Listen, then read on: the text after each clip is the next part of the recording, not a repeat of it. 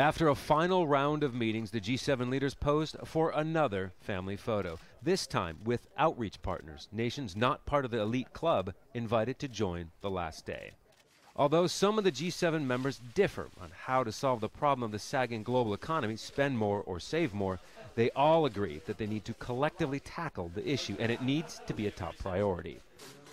Summit host Japanese Prime Minister Shinzo Abe compared the current economic situation to that just before the 2008 global financial crisis.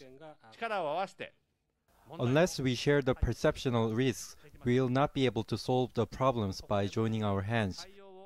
Here, if we are wrong in our policy response, we will face a major risk where the world economy could fall into so-called crisis. But there's no detail on what that policy response will be.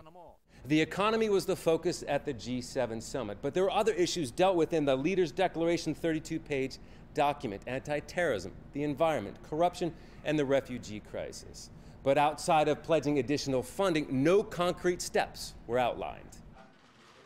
The leaders also addressed the situation in the South China Sea, but they did it without specifically mentioning China. A well-used diplomatic tactic in dealing with the disputes over territory between China and several nations, as most of the G7 nations are major trading partners with China.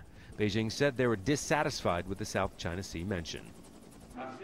An uncommon appearance in the summit declaration, a domestic issue that could have an impact on the global economy, the potential of the United Kingdom leaving the European Union. There is real economic risk, and that is a view shared by the countries that are here. With the need for closer multinational cooperation to resolve economic crisis and conflict, some say it might be time for the G7 to expand its reach and welcome others to the table.